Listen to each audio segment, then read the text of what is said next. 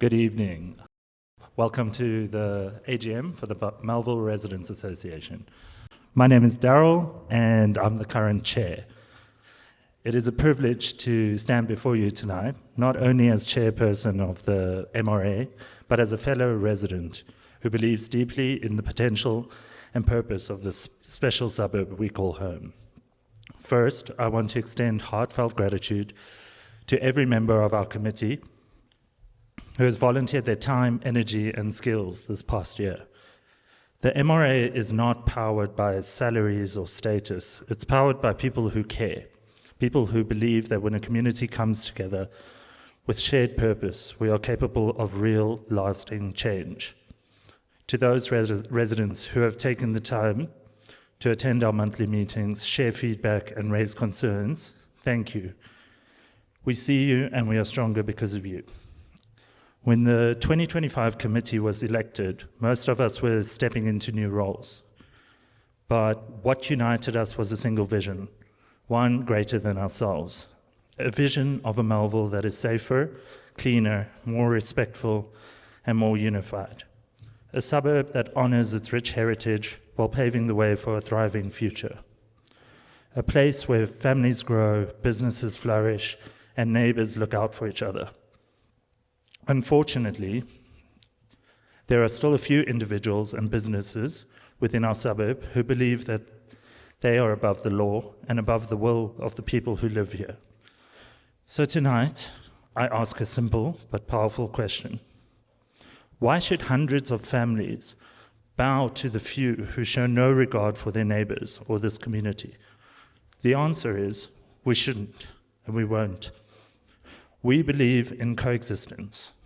We believe that residents and businesses can share space respectfully.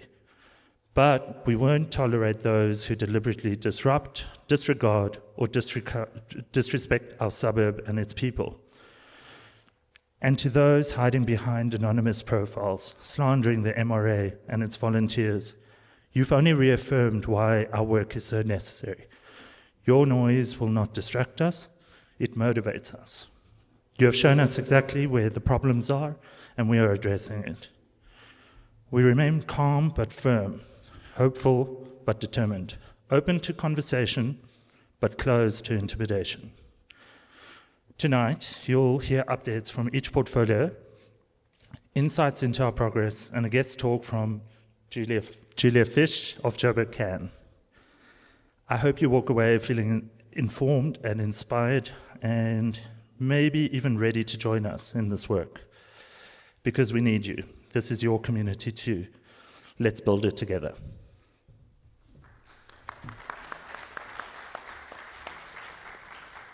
This is Tony from our liquor portfolio. This is Mick, our treasurer. This is Advocate Derek Milne, who's legal support. We've got Eric Gardner and myself, Daryl Hurst. So first portfolio is mine, it's communications. So this year, sorry, I need to read, I'm quite nervous speaking in public. One of the biggest goals this year was to rebuild trust and improve transparency, and that meant upgrading how we communicate with you. I'm proud to share that we launched a brand new website for the MRA, designed to be an accessible and central hub for all community updates, resources, event information, and portfolio news. It's still a work in progress, but it's live. This site allows residents to engage more directly with the work we do, and we've made it easier for you to suggest causes and even support specific projects through our new Adopt a Project initiative. I welcome feedback and encourage residents to stay involved. We're just getting started, and the more voices we hear, the more impact we can make. Thank you.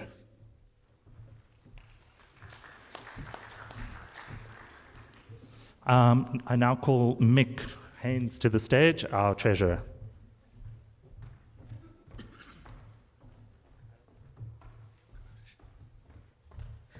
Okay, good evening, everybody. I hope you can hear me fine. So yeah, over the last year, I've been looking at the treasury, so just the finances on the MRI side. And I think, yeah, there's not a lot from my side, but I think there's maybe just two things that I want to highlight. So firstly, the finances have been audited. So we do get an external independent auditor to look at all the finances and all the invoices and make sure it's not a full audit, but it is a full review that we do once a year. So that has been done. And then I think the two key things that I want to highlight is what you might see there is in 2024, we had slightly higher contributions coming in. So that was because in 2023, there was a bit of a backlog, so there were some monies owed to the MRA that was recovered in 2024. And in 2025, the focus was really on making sure those funds are secured. So we had collected a lot of the contributions that were due. And in 2025, we really focused on making sure, firstly, that payments from our accounts, there's additional approvals, just so that it's more secure. We've got a few checks and balances before any payments can be made out of the accounts. And then we've also focused on just getting a portion of the money into investment accounts. So you'll see on the interest lines, there we got a bit more interest in 2025. So just by investing the money, it's a bit more secure, because now if you want to access the investment money, there's additional processes you need to go through, and you get higher interest, which ultimately just gives us more funds to work with, and support whatever the community ultimately wants to drive. So I think those are the key things. I'm not going to say too much more. There will be Q&A later if you've got any questions. Thanks, everybody. Evening, everybody. Tony de Lamotte. I'm on the liquor portfolio, which I understand is one of the least controversial portfolios. I've been in the portfolio for about a year, and I must admit, I think the first 3 months was spent trying to work out what acts we had to work on, and I now have a very good idea of what the Gauteng Liquor Act does, and the readings and that sort of stuff. And then building relationships. I think I will thank Kelsey, who was on the previous person on the liquor portfolio.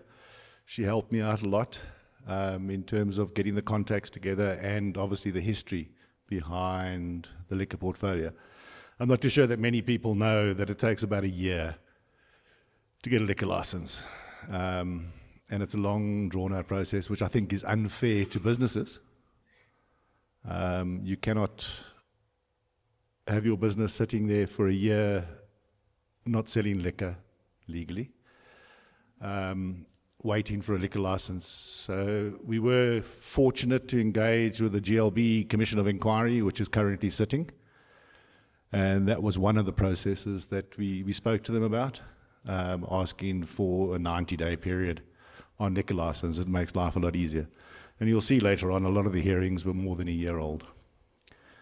And as well as that, I spent a bit of time updating the database for all the licenses that are present in Melville. Okay, as we stand today, there are 42 active licenses in Melville. One of the things from a liquor portfolio perspective is obviously the advent of clubs and that sort of stuff, and the noise that gets generated from the clubs. So we have spent a reasonable amount of time. We did noise level readings on basically 7th, 4th and Main in terms of finding out where the issues were. I have interacted with residents on both 1st and 5th. And the MBA, who will chat later, have started a process on trying to just get the noise down, which does seem to be a major issue with certain institutions. I have spoken to a lot of the residents, as I mentioned, and basically we're trying to find a way to get ourselves around the excess noise in certain areas, because it's just not fair to the residents. There's laws, and I think the objective is to try and follow the laws. We then dealt with the applications we had this year. We didn't have too many applications this year. We dealt with applications from previous years that sort of like sat in, but we have objected, and I'll go through them one by one in terms of the objections that we have made. I will say we haven't objected against all the licenses. Some of the licenses, specifically on Main Road and that sort of stuff, are in a reasonable enough area, and it fits in with what needs to happen on Main Road as far as we're concerned. And then also interacted with a couple of the businesses in terms of having a chat to them and working out through them in terms of asking them to keep it down, for want of a better word. Okay, so the objections. Yeah, so the objections, there were two objections from 2023, believe it or not. Well, they applied for their license in 2023. One was Shishinyama and the other one 1945. And it was mainly around the applications themselves, and as well as that in terms of what they actually filled in the application. And if there's one thing I have learned over the last year, the guys who fills in these applications, they do it very poorly. I think Shishinyama was actually going to manufacture beer on their license. Okay. That being said, there were two hearings. They were attended by our attorneys. Both liquor licenses were denied, but they were denied, funny enough, not on the application, but on the fact that they sold liquor before the application was approved. It took 15 months for this hearing to take place. 15 months. Okay, and I do believe that both of those businesses are actually good for Main Street. 1945 is gone. Shishinyama has a new owner, and we're busy interacting with the new owner in terms of his application.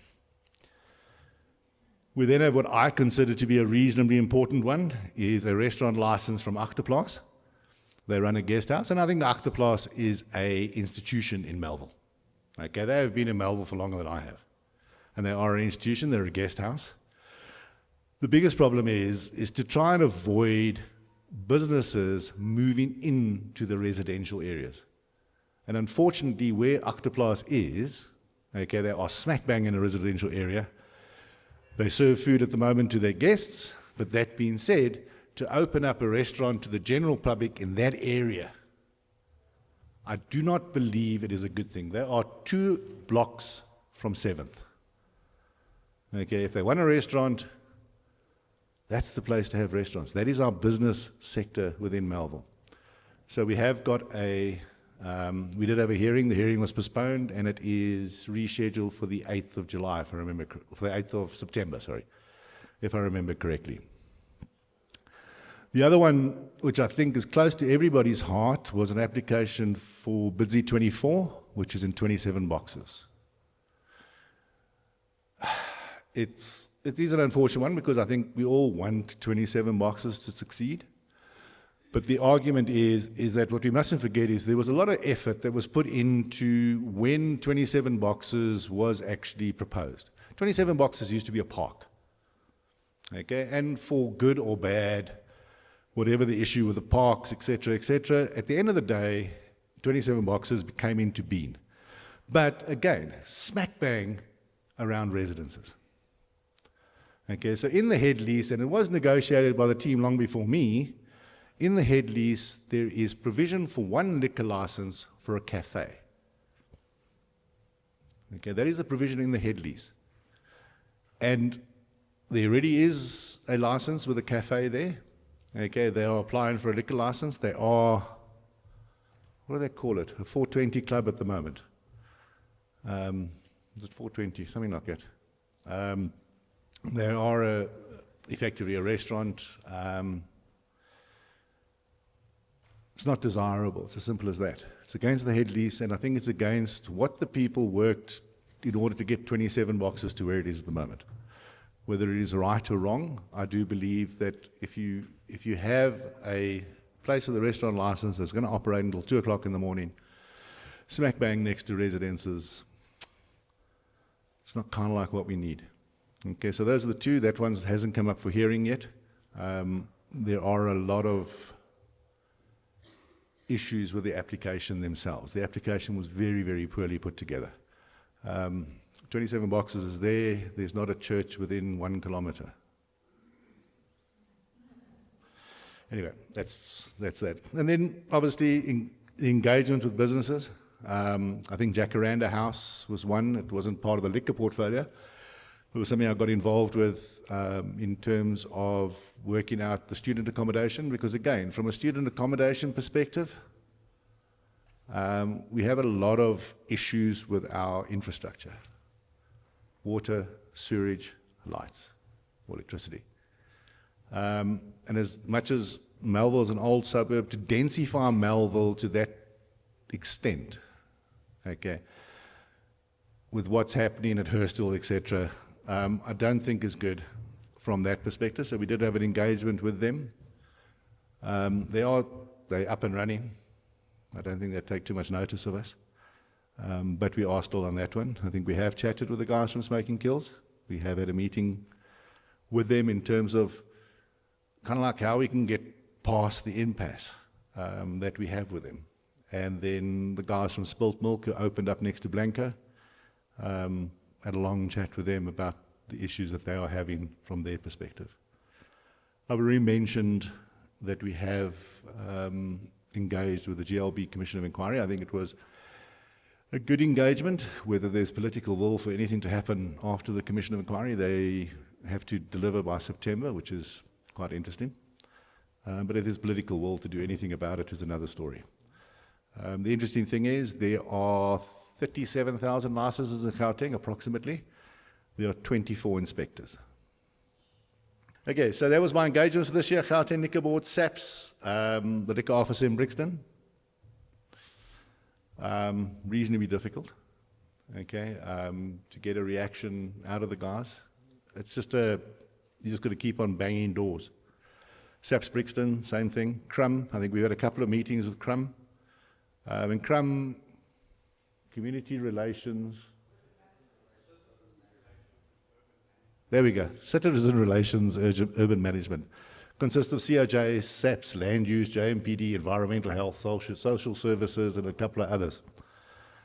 And from that perspective, I think we've had some engagements. I think the one engagement ended up with the cleanup on Main, which was effective for about a week. Okay. So yeah, and then we've spoken to environmental health, and we're trying to get them more actively involved from the noise perspective. They're the ones who are the custodians of noise. Yeah, it's a long, drawn-out process. I use the term that we bang on a brick wall with a rubber hammer.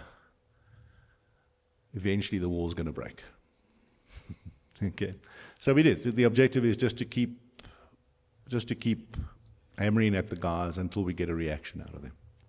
I think that's important. Cool. That was the feedback. And I think it was a successful year. I do believe there is some progress, and there's a lot more progress to be made. Thank you, everyone. In case you didn't notice, we are filming this, and we might use some of it on our website and social media. Thank you. Eric Gardner for land use.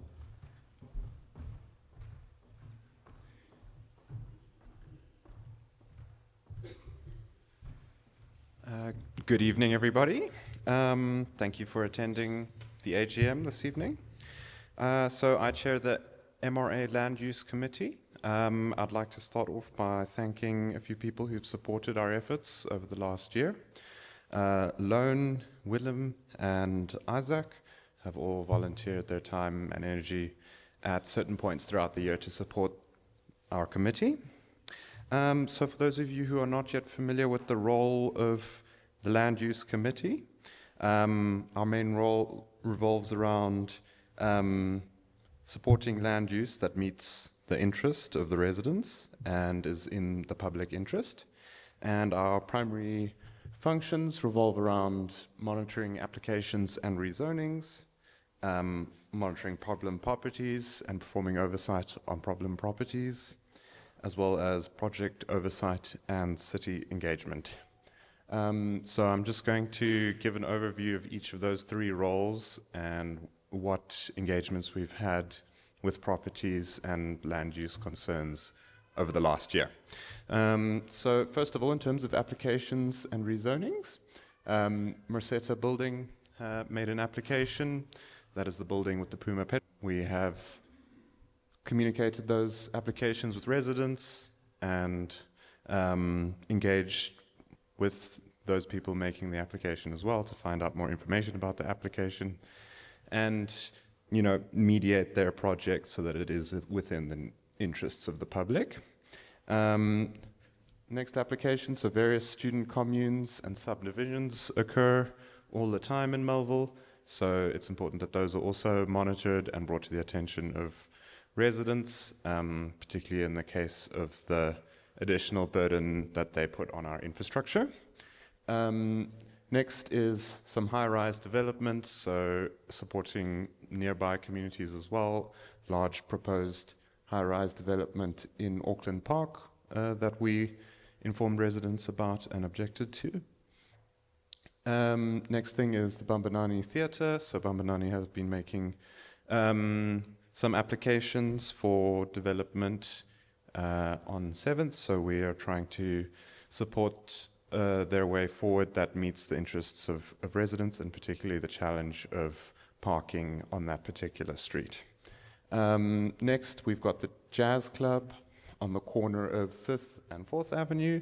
So they started construction activity without appropriate zoning and such, so we engaged with the owner there and are working on a path forward that once again meets the needs of all interested parties. Lastly, a big one is the telephone exchange tower and old post office. So this one is a huge building that the owner is interested in turning into student accommodation that would effectively double the demand on our infrastructure. So something that we've also raised to residents and are engaging with. All right, so next slide.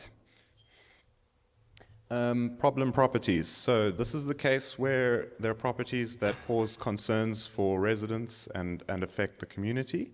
And these are properties that the owner has not made an application or any rezoning, but still an issue of land use. So obviously illegal student communes that are operating without the appropriate land use, advertising, and potentially housing students in unsafe conditions. So these are reported to the appropriate city officials. Next is the Stars of Africa Football Academy. So this is situated in the Musetta building. We've engaged with the authorities there and had the building inspector and health inspector visit that premises and ensure that those who are students at that academy are in a safe environment and also respectful towards their neighbors, most importantly. Next is Mzansi Cafe and Spaza Shop. So again, just illegal activity without appropriate applications, sale of alcohol and all sorts of other activities that are detrimental towards the general interests of the community. So also Transformers Car Wash Eatery, so eateries that are operating illegally, not with the appropriate health and safety standards. Then we've got tire fitment surface / various industrial activities occurring on a residential property on the corner of 8th and Main that we've been tackling and who have been slowly complying. Next, hijacked houses. So this is a very core challenge to our community as well as the safety and image of our community. So there are a number of properties within Melville that have been abandoned by their owners and subsequently hijacked by people in need of a home. And so we have been monitoring and engaging with whatever channels we can to support the development of those properties, sale of those properties to developers who would develop them in a way that is suitable to the neighbors and residents and hopefully can address these challenges of hijacked houses in our community. And then other miscellaneous illegal construction, people not adhering to their building lines, people infringing on their neighbors' privacy, various other issues that require mediation between residents. Next slide, please. And then lastly, city engagement is a role that the Land Use Committee tries to take an active role in. So this involves comments on the land use scheme updates. So there was a 2018 land use scheme update proposal that finally came out for comments. And so along with Loan, we submitted quite detailed comments on this update to the scheme that proposed various updates to the zoning technicalities and legislation there. Next is engagement with our ward councillor, Kyle Jacobs. So on a number of occasions, we have met with the ward councillor and voiced the interests of the residents directly to him and in serious terms, and done our part to try communicate the needs of the residents to our political representatives. Then, obviously, engagement with building inspectors and health inspectors is a continuous thing as we address applications and reports from residents. So something on that topic is that we rely highly on residents informing us about the occurrences within the community relating to land use. So I really encourage you, if you see construction activity that is your neighboring property and you have never been consented, you don't consent to that, or you were never informed about that, you definitely have the right to object and to please email us so that we can mobilize the community to support you. And then, obviously we've also engaged with neighboring residents associations on their challenges and supporting certain initiatives that they are trying to move forward with and challenges that they're facing as well, so that in the day that we need support from them, it can be reciprocated. Next is a few opportunities looking into the future as well. Engagement with youth employment services who've reached out to us only last week about beautification and refurbishment within the community, as well as engagement with other community events such as The Happening and other organizations and events who are interested in supporting positive land use. I think that's my report for this year. Thank you very much.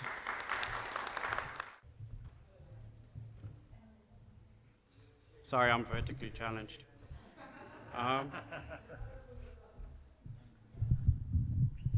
Thank you, my good man. Okay, so behind me are some of our statistics. They are from January 1st up until the end of last month. They are based on our top 10 most problematic crimes that we are facing, according to MSI records, so anything that is reported to us. Our number one problem in the area is burglary of residential properties, mostly by means of cat burglars. So these are your guys who find a weakness on one block, and they then use that weakness to navigate multiple properties on a block. And as they go, they throw goods over the front wall, and their Tommy is waiting on the outside, and he collects the little hoard. There were some very good arrests around this type of syndicate early on in the year, so we have seen a decline of it in recent months, but they are very nimble. It's almost like trying to catch a gannet. It is exceptionally difficult to chase these guys when you are wearing your tactical gear and trying to absolutely not hurt yourself. I have seen these guys scale 3-meter walls better than an Olympic pole vaulter. So yeah, it's a very difficult crime to combat, but there are ways to combat it. And we are doing our best to try and effect crime prevention through arrests. The next problem is kind of a Joburg-wide problem. It is the new trend of stealing headlights. It sounds weird, but If you look at the top 3 targeted vehicles being BMW, Audi, and the Golf, T-Cross, TDI, and GTI vehicles, you're paying about 17,000 Rand per headlight. It is believed that the syndicates are stealing them and selling them back to panel beaters who simply refit them to another vehicle. This type of crime is extremely difficult for us to curb via means of crime prevention because, as CCTV footage has showed us, it takes them less than 10 seconds to steal both headlights. Essentially, you would need to have a guard or a security person parked next to each high-risk vehicle in order to make sure it was safe, which is kind of impossible on a Friday night when you have between 50 and 100 of these cars in your area. The only way to curb this crime would be for the manufacturers to fit a blowout fuse. So what this does is if you remove the headlight using force, which is what they do, it pops the bulbs and they are essentially rendered useless after that. The VW was approached about this and they were like, not really our problem, that's an end user thing.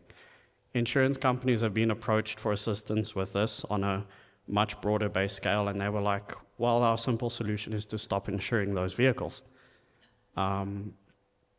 It is exceptionally difficult for us to curb this crime because it happens so quickly. And I really feel like the vehicle manufacturers need to come on board and the insurance companies need to come on board and start throwing resources into making it a lot harder to take the lights out of vehicles, and as well as rendering them redundant by means of that blowout fuse. So if they are simply yanked out of the vehicle, the fuse pops and it can never be used again, which I think is, it sounds to me like the logical solution. It just doesn't sound like that to the vehicle manufacturers who are making a killing off of spare parts. The next crime on the list is breaking and entering. So when you have a breaking and entering, this is when you cannot define why the person forced entry to a property. They forced entry to a property, the alarm went off, they ran away. They were definitely on the property not for good intentions, so it is most definitely a crime, but you can't attach attempted burglary or attempted robbery or anything to it because it's not statistically defined by anything. Your next thing is street robberies. So street robbery is technically a mugging. When you're walking down the street and a guy jumps out the bushes and pulls out a knife or a gun and uses that weapon to deprive you of your belongings, that is what we classify as street robbery. Theft of fixtures. So we've had a lot of problems with houses that are being sold or going up for sale and the people move out. And what happens is the guys who navigate our streets at night realize that there's nobody on that property. They jump the wall, they force open the gate, and they start stealing beams, pipes, copper cables, pretty much anything that isn't concrete, they will take. We've started doing relatively focused patrols on houses with for sale signs, checking that they haven't been breached, making contact with estate agents to check on the properties regularly. There's been a couple of incidents where we've taken extreme measures and locked people out of their own properties, but we have made contact with them and informed them that we're doing so. And they said, oh, okay, cool, thank you very much. We appreciate that. We didn't actually know something was happening. And then they send out their own locksmiths or security company to resecure the property. The next one I'm going to talk about is theft of motor vehicles. It is also a Joburg-wide problem, I would say. The Toyota Cross is vastly outranking the VW Polo in terms of statistics. And considering that that model of car has only been a few years on the market is quite an amazing achievement. Once again, this is something that the vehicle manufacturers and the insurance companies need to get on board with. They need to start throwing resources at protecting vehicles, making them a little bit harder to steal. The Toyota Cross seems to have some sort of security flaw in it that makes it accessible, and people are essentially driving off in a matter of 20 seconds. So a lot of CCTV footage that we have shows the guys coming, they literally shimmy the door, it pops open, and they're gone in 10 seconds. The new way of stealing a car is not the old school style of breaking out the ignition barrel with a hammer and a chisel. They literally open up your computer box and plug in a laptop and start your car, and away they go. No keys needed. No damage needed. No, obviously the more damage they do when stealing a car, the less they get for the car. So it's quite brazen. Another way of stealing cars in Melville that has been quite common lately is our city power contractor. It seems that he might actually be a legit city power official because he seems to have the correct paperwork. He seems to know houses that have logged issues. And he will enter your property and he will tell you to do something very, very abstract. Ma'am, I need you to boil a pot on the stove and come and fetch me when the water is boiling. I need you to put your microwave on for 12 minutes and then come get me when it's done. I need you to unplug and replug all your appliances. And while you were doing this, he has very skillfully taken your keys off the front counter and let himself out your property with your vehicle, sorry. This guy is so brazen that he stole a vehicle in 5th Avenue Melville a few months ago, and he kindly left it for us outside the Jambalani police station, right outside, in the parking bay. So we need to, as a community, be aware of the trends. Yes, we are hot on the trails of this guy. Yes, his time is limited. He is going to come to my house one day, and I'm going to catch him. It is a matter of time. The other way that this can be ended is if City Power actually took it quite seriously and started investigating their contractors and doing a bit of force tracking on who's attending these calls and stuff. That seems to be a bit of a hollow response from them. And they tend to think that this guy is in cahoots with somebody in City Power, and they hence deem it untraceable. As the general public, we can also prevent this crime by being knowledgeable. It sounds a bit funny, but I mean, why would you need to boil something on the stove? Why would you need to put a microwave on for exactly 12 minutes? And these little flags are something that we need to looking out for, and that little red flag needs to pop up in our head faster than a toxic relationship. Going on to the next one. We have robbery of residential properties. So early on in the year, there was quite an active syndicate. They were using a silver Mercedes. They were targeting mostly northern suburbs of Joburg. They targeted Melville, they targeted Auckland Park. There was a massive operation involving JMPD tactical members, SAPS tactical members. I believe the Hawks were even involved, tracking companies and Beagle Watch. And quite a few people of that syndicate were arrested in, I think it was April, and we've seen quite a decline in residential robberies. So the difference between a robbery and a burglary is the modus operandi. A burglary is typically somebody who will target your house knowing that you are asleep and he will avoid you, or knowing that you've left your property. Whereas a robbery is they are there to make contact with you. They will make contact with somebody on the property. They will either intimidate them with a weapon or a firearm, and they will surrender them into one room and keep them confined while they ransack your house. So robbery is always going to be a contact crime. Your assault cases and your theft out of motor vehicles were both tied at 6 incidents this year. So assault is anywhere where somebody has been beaten or attacked for an undefined reason. So it's not a robbery, it's just somebody who's been randomly picked out and victimized using violence. And your theft out of vehicle is where you have a back window smashed and a handbag taken, those type of crimes. So just to talk a little bit about our project, Safe Streets, you'll see the little loading zone and the JRA logo. Now, I left a bar in the bottom there because you can kind of see where the bar is. But now, imagine if that bar wasn't there. That is where MSI sits with the JRA. We've just got a little wheel that's turning. It doesn't tell you your upload speed, it doesn't tell you how much percentage they're done. You can send them 10 emails a day. They do not come back to you. They just acknowledge receipt of your application. Thank you, we've received your application. We'll get back to you shortly. Their version of shortly has been 6 months and counting. So as much as I would love to give people feedback on Safe Streets and say it's going to happen by a certain date, it is all hanging on JRA's approval at this moment. The MSI is also welcome to receiving any ideas from the public. If you feel that the MSI should be implementing or investigating any sort of scheme or project, you're more than welcome to contact them. The email address is msi@ilovemelville.co.za.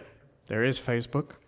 You literally say, I wish for the directors to investigate this cause of action. They might ask you to come and do a presentation at one of their meetings with the directors. They will host you, they will consider it, they will allocate funds if they deem it a feasible project. Just bear in mind that their mandate is to spend money on things that improve safety and security. So you can't ask them to build a water fountain in the middle of 7th Street because it's not something that they can spend their funds on. But if it is traffic calming, they will assist you with it. If it is cameras, they will look at it. If it is extra patrols, they will definitely look at it. And if I can put on my other hat for the moment, my other duty and role in this function is I started a little company called Crease Community Services. We are a contractor to the MSI and to the MBA and to the MRA. What we do is we do physical management of the environment, grass cutting, road markings, potholes, reporting broken infrastructure, following up with the city to fix the infrastructure, meetings and site inspections with the ward councillor and relevant departments where we can make it happen. And the whole point of this is it kind of improves the environment. It's a little bit of a spin-off on safety and security because you start addressing broken window theory. Melville is not the only suburb we service, so we do have other communities around us that we service, but being based in Melville, it allows us to do a little bit more in Melville. Going forward, we've been approached by an NGO. I think you guys have also been approached by YES, and basically what they're looking at doing is giving me staff that I can then reward with training or experience hours, and it is then essentially paid for them by them. This means that I will have essentially free labor. So we can start doing more things in the area by allocating the current labor budget towards materials, be it paint, be it pothole patching, be it things like that. We will hear back from them officially by the 1st of September with the proposal, and then we can take things forward from there, and there'll be a proper communication on it. If there are anything that you wish for Crease to address, if you have a problem verge, if you have an issue with a tree, a pothole, a road marking, you're more than welcome to send it to us. It goes onto a working list, and on average, we knock out about 20 to 30 items in the area every month. We have 2 working days for the MRA in the month, and we have 2 working days for the MSI in the month. So it all depends what we are focused on doing over those days. Some tasks you can get done a lot, especially things like road marking, and then other bigger projects take a bit of time. Another thing that I do under the Crease banner is special projects. So fixing up the 3rd Avenue staircase that was collapsing because of stormwater, fixing up a little bit of the stuff on Main Road. Special projects all come from reaching out to the public and saying, hey, we want to do this, here's a thing, contribute towards it. That is going to change slightly with the new website. We are going to upload a couple of projects that we want to do, and we're going to say, here's the costs involved with those projects. People can then go onto the MRA website, use the pay gate, and directly sponsor the solution of that problem. We will then take that money, go and buy the materials, and solve the problem. This just helps us streamline the process a little bit and get things done crisper and cleaner. Thank you very much. Thank you very much.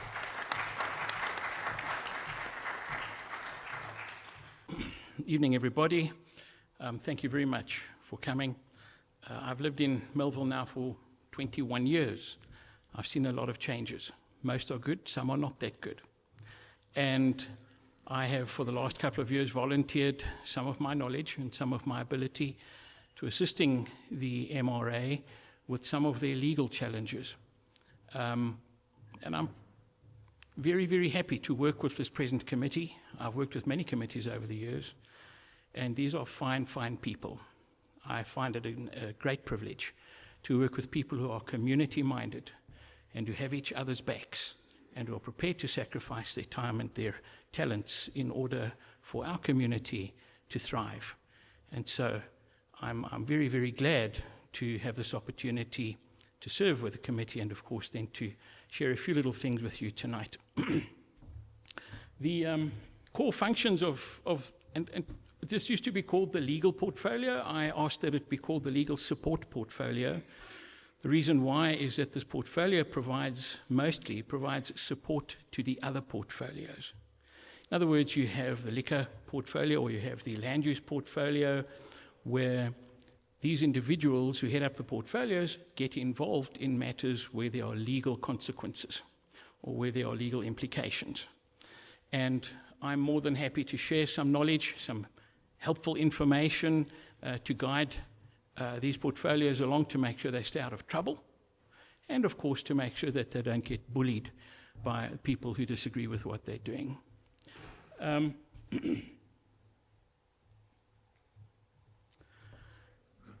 You'll see that there's going to be a little map which comes up in a moment,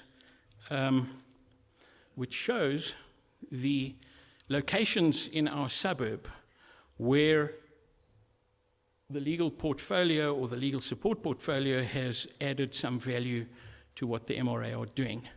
Now, the colors aren't that bright, but I will just simply show you that the green dots, you see the green dots there? Those are liquor license issues which we have been actively involved in. And you can see they spread across most of the suburb. I'm not going to name those particular institutions. They've already been mentioned by my colleague, by Tony. But the green dots are the liquor license applications where we've been actively involved. What that really means is that I provide some background advice and some helpful information to the portfolio. I then appoint, where necessary, legal practitioners to support and represent the MRA at hearings. I've been involved in litigation for 25 years. I have a good feel for who knows what they're doing and who doesn't know much what they're doing. And I'm happy to liaise with legal practitioners who are able to help us at discounted prices, at discounted rates, should I say, and who are actually interested in doing a good service for us. I liaise with them, I help prepare for the hearings, and I attend the hearings to make submissions and to make sure that they're on the right track. That's in any event my job. I assist attorneys for a living. So that's what we do. You will see that there are 2 yellow dots there as well on the map, and those are applications for consent use or rezoning where the legal portfolio, legal support has been actively involved, where we have legal practitioners on board with us, assisting us, and those have been success stories. We've actually done very well there to make sure that people who are trying to change the blueprint of Melville into the future and which compromises the interests of us as residents have to actually do their homework and make sure that they can convince us that it's worthwhile. Otherwise, we'll fight it. Those 2 yellow dots, well, there's the Melville Hotel on Main Road. When I was a youngster, they used to call it Roxy's. I think you know what you're talking about. And there's a lot of stuff going on there with illegal building. There's a lot of stuff going on there with an application for a gambling license. The stated intention of the owners of their property is to open a gentleman's club with everything that goes with it. And so we deal with people who know what they're doing and you know how to get around red tape. And we have to make sure that we can respond appropriately with enough skills and enough knowledge to make sure that the interests of the residents remain protected and promoted. I moved to Melville because I wanted to live here. I didn't come here because I simply landed up here. And I hope that most of us have exactly the same feeling about this wonderful suburb. The other yellow dot is just on First Avenue. That was a development that used to be a backpacker's place. And that was a development which was going to involve 60 or more rooms. A big accommodation establishment with 60 or more rooms. Correct. Each with an ensuite bathroom.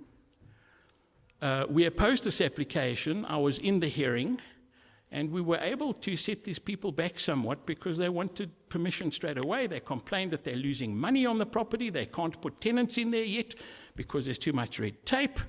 And we argued, very successfully so, you know, we have a terribly chronic water shortage in Melville. We haven't had such bad issues over the last couple of months, but it's a chronic issue. We know the reasons. We have reservoirs which are broken. We have a water supply from the Commando system which is terrible. It's shocking. And we argued that there should be no densification in Melville on that scale unless and until the water issues are fixed for our suburb. We can't afford to simply have hundreds more people moving into the suburb and using up what scarce resources of water we already have. And that succeeded. The tribunal actually said, well, in that event, we're putting the brakes on this application. The owners were not particularly happy. They appear now to have put the place on the market. I don't know if they've sold it yet, but they've stopped their plans. And that was a success story as far as I'm concerned. There was a famous general in World War II who said the following. Now, you know, back then, I don't know if anyone here was alive when World War II happened, maybe some of you, but I can tell you that warfare back then was very different. You had people with rifles and people running at each other and shooting each other, and you could often see the person that you were fighting. What a dreadful thing. And this general said something very appropriate. He said the following: few men are killed by bayonets, but many are scared by them. Having the bayonet fixed makes our men want to close. Only the threat to close, in other words, to engage, will defeat a determined enemy. The MRA needs to have the ability to fight for your interests. We need the resources to fight and protect your interests. And we need to be prepared to engage with people whose plans compromise your interests as residents. We are the Residents Association. You are the people that we work for, whom we serve, and whose interests we want to protect and promote. So there are a lot of critics out there who say, well, you know, the MRA is very reactive. The MRA don't want change, and so on. That's not true.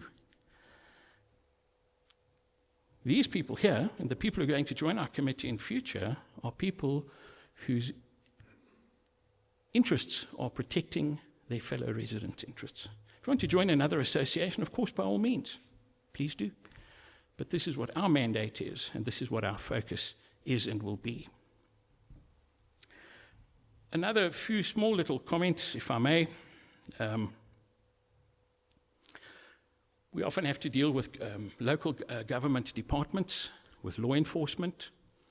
And I think it's a good thing that those individuals and those entities know that we know what they should be doing and that we know what they shouldn't be doing. And that comes out in our communications with them. We have expectations, and we make sure that those expectations are known, and we promote those expectations and make sure that people know that we know what they should be doing. Sometimes you get ridiculous excuses from people who refuse to help here or refuse to apply the law there and so on. It's nice to be able to say, hold on a moment, that's not what you're meant to be doing. And so I like to think that in Melville, people who operate illegal businesses know that we're around. That people who want to construct buildings illegally know that we're around. That people who want to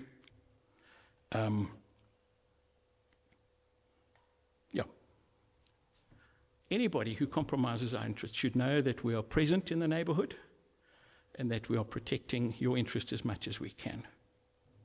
What I'd like to say, however, is the following. We can have a committee of 20 people here, but the effectiveness of the MRA does not depend only on how many people serve on a committee. It depends on you, our friends and our neighbors. I ask, please, that you consider taking up a wonderful opportunity to be more involved with the MRA's work in the coming year. Whether it be by keeping your eye on our website and looking at our announcements and seeing where you can be involved because we're doing this or we're doing that, especially when it comes to applications for consent use or rezoning or liquor licenses which we feel are not going to be in the interests of the residents.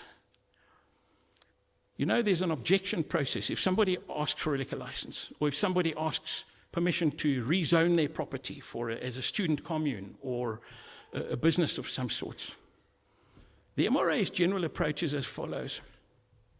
We don't always do it, but we usually object in the beginning. The reason why is that there is a time frame within which you may object. If you miss that opportunity, you're forbidden from objecting in future. We can always withdraw an objection, and we have on several occasions, but we can't submit a late objection.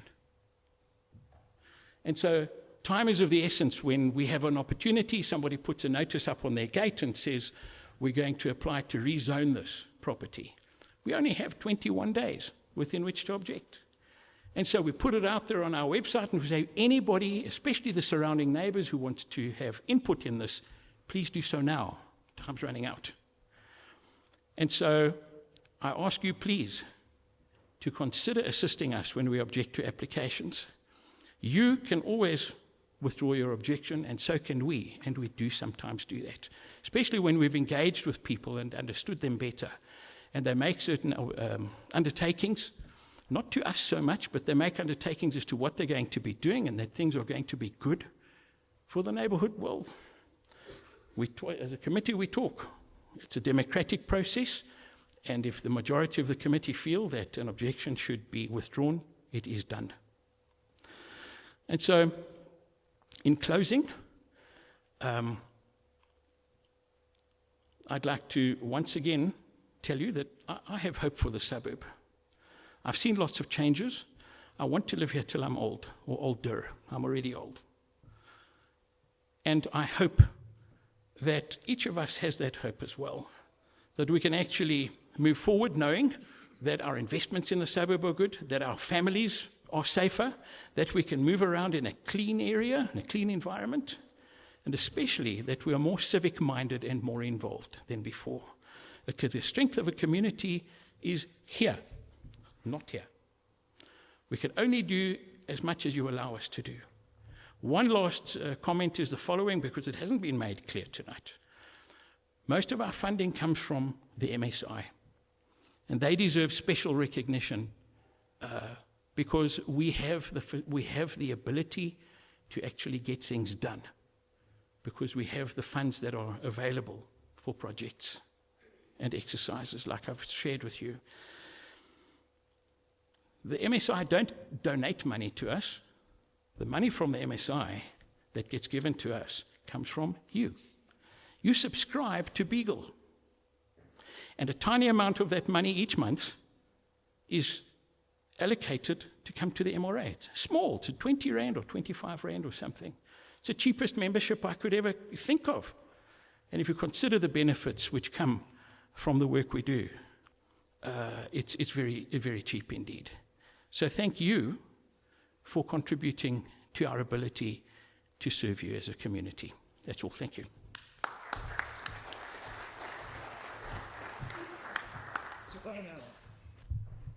Hi, I'm Giovanna. I represent the Melville Business Association. I'm also a resident in Melville, and I have a business here. Just before I jump into what I'm here to say, I just want to just make a statement, not wearing a MRA hat or an MBA hat, to say the people sitting behind me from the MRA and in and amongst yourself who are at our meetings on a month-to-month basis are some of the hardest serving people I've met, incredibly dedicated. We meet on a month-to-month basis, and unfortunately the last few months has been a lot of how do I say it, hearty discourse, I guess, on social media platforms, and I don't think that that is the way to address things. I'm sure I'm preaching to the converted. I doubt the keyboard warriors are here. They never generally are. Going behind locked profiles, saying things is just not the way to get things done. Only open communication can make a difference, and it's the thing that we've seen to make a difference. Me just being here today representing the MBA, I think we did it the last year for the first time, and this year again. We're trying to get more communications. Yes, sometimes interests are interests can go against each other, but for the most part, there's an overlap in terms of people wanting a clean, safe, secure suburb within which we can work and live and play. And I think that's really the end goal for everyone. Everyone's a volunteer, nobody gets paid, and it's countless hours of work. You think it's just a meeting a month, it really isn't. I know at least with the MBA, and the MRA, the comments on the groups are like 7 days a week, you know, so there is a lot of work that gets done. If anything, your resources get depleted because you're using all your own personal resources. So just a quick thing before we jump in. So for me, I have a guest house on 2nd Avenue, and the other exec of the Melville Business Association is Ibrahim Ismail. So he owns 6 Cocktail Bar. It's been around for about 23 years. It's Rudy, so he owns 7th Street Guest House, and then Corby Meyer, who owns Ziggy's Pet Pamporium. It's Oliver, I'm going to butcher his surname, sorry, Kwambash, I think. So from Hotel Hope, and then, yes, myself. So that's the exec. The MBA was really formed circa, I think, 2022, and this was because the previous Melville Business Association completely fell apart during COVID. As you guys all know, 7th Street was looked like a bit of a war zone, to be honest. There was closed down restaurants, there was vacancies everywhere. The security initiatives that was implemented by the previous MBA had fallen apart. So, I mean, we were seeing like 2-3 phone snatchings a day kind of thing.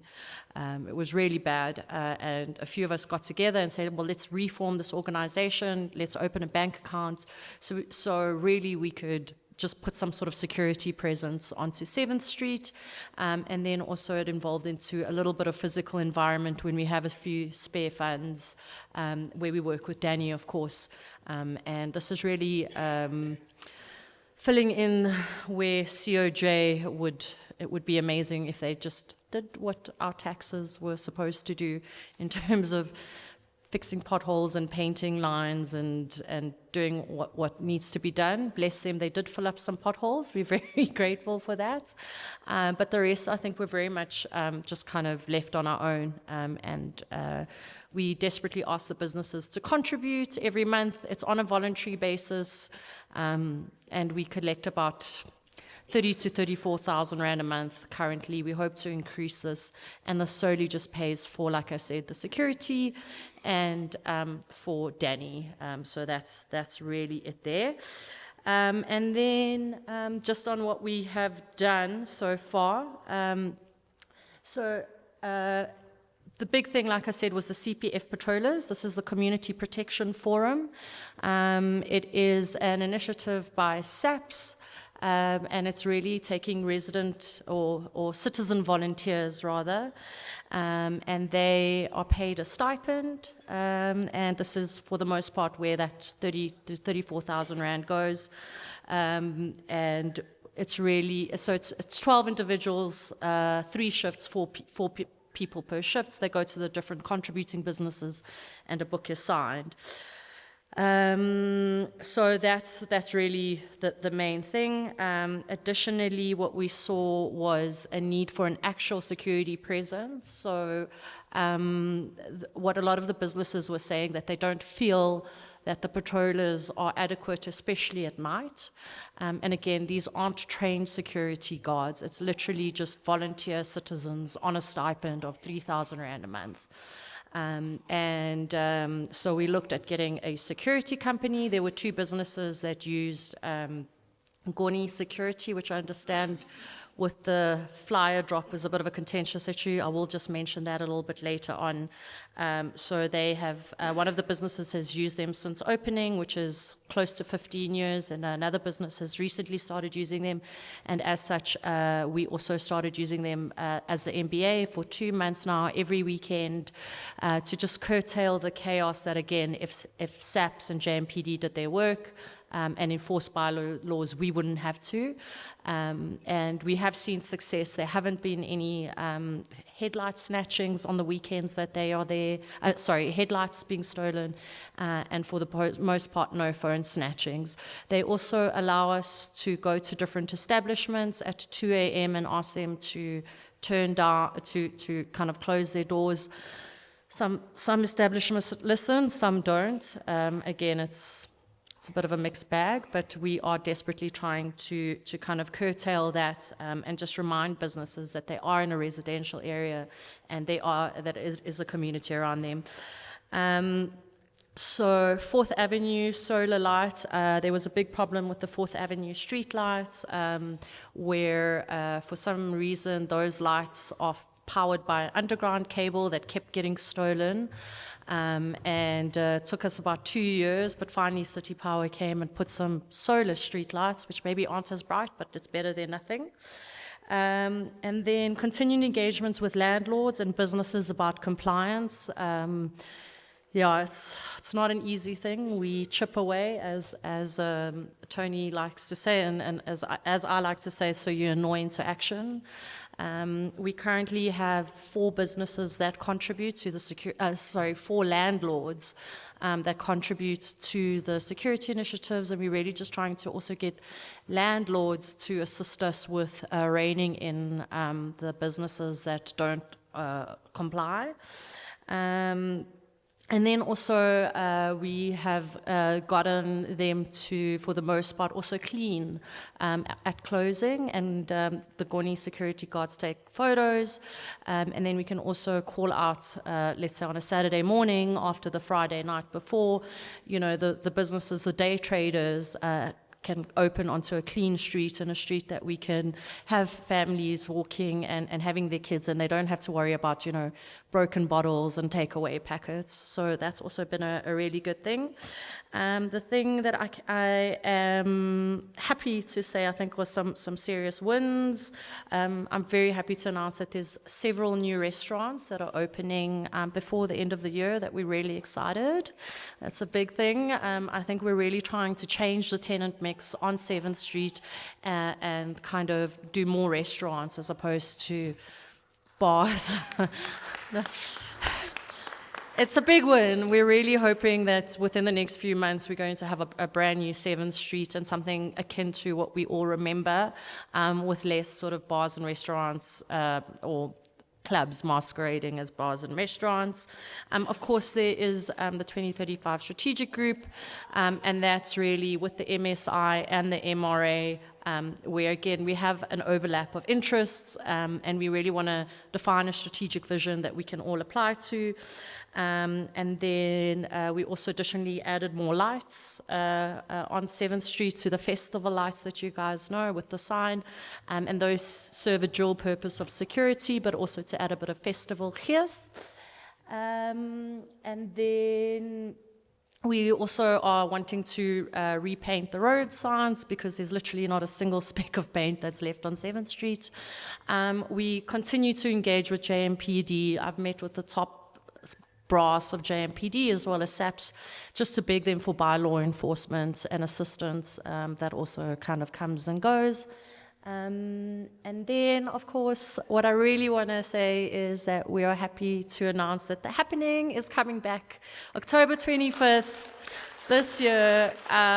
It's the best time. And I just want to, Mel, do you mind, and Sion, do you guys mind just waving if you guys turn around? If you have any questions for The Happening, they will be here afterwards. You can engage with them. They'll share QR codes. They'll share stuff on Facebook.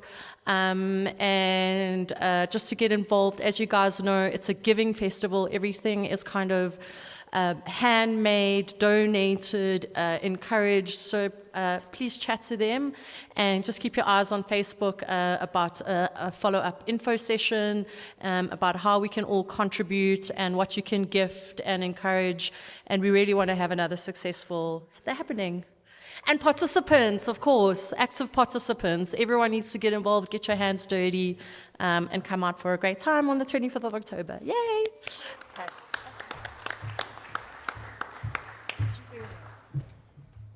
Hello, my name is Julia Fish. I am a top contributor on I Love Melville. I think that's most probably my base badge.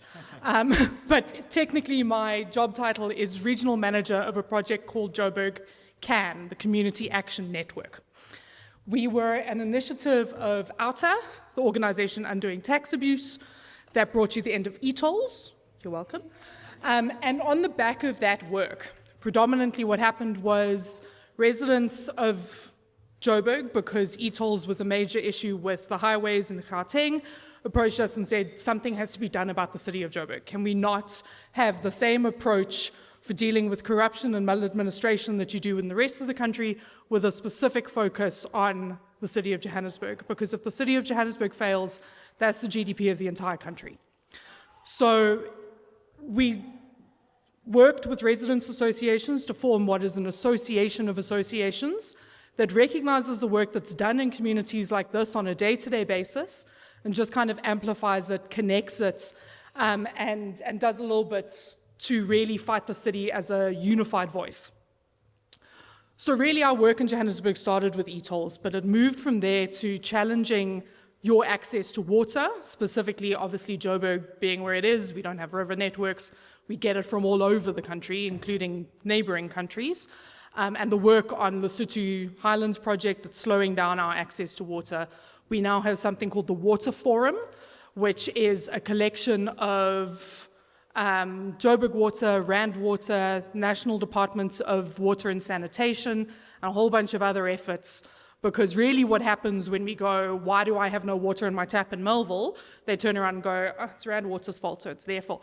It's a lot more difficult when you sit them around the table and go, okay, say it to his face that it's his fault, and kind of get them talking to each other and coming to agreements. We've also got the water platform for something platform for water security. There's a lot of names and acronyms for these things. And that is headed by the World Bank, and it's a Gauteng-wide platform. The predominance of that is to try and specifically deal with the war on leaks. There's a lot of very angry language in a lot of what the cities do. And that's really trying to prevent the amount of water losses that we're getting, because obviously there's about 42% of the bulk water supply that we buy is being literally washed down the streets. And we also do a lot of water quality testing. So we do, with WaterCan, our partners send out these little citizen science testing kits. So if you're worried about the quality of the water coming out of your taps, you can contact us, we send them to you, you do the testing yourself and upload it to our water map, and you can see whether or not when you've had shedding, when they've turned your water off for days at a time, which happens here in Melville, at least you know that what's coming out is safe. So when you see that white coloration, it's usually very high levels of chlorine, and that's the gas that they have to use to push that water back through the network so that you can actually get water at your taps. There are millions and millions and millions of kilometers of water pipe network across the country, but even here in Johannesburg.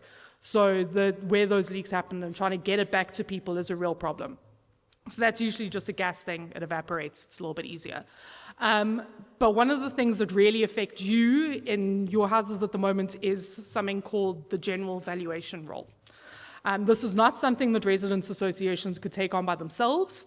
And we've stepped into that to try and change how the city values your properties, how they look at you as this cash cow that can continuously be bled, and up that on a 5-year basis. So the general valuation roll happens every 5 years. Some algorithm happens in the background, and they decide you owe the city an extra 3 million% on your house, while they're getting absolutely no additional services for that whatsoever.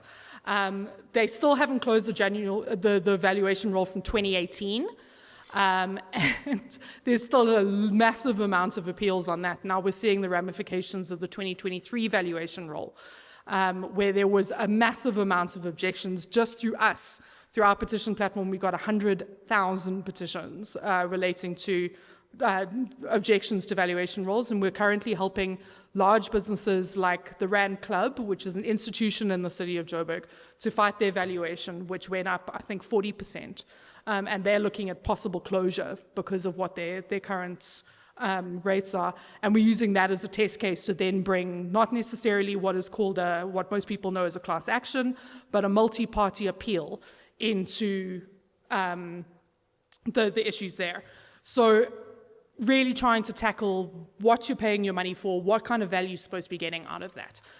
So a little bit of background into who I am, not just my keyboard warrior style on I Love Melville, but I'm a resident of Melville, and I served my time on the Melville Residents Association, and it taught me a hell of a lot about what's wrong with the city of Joburg.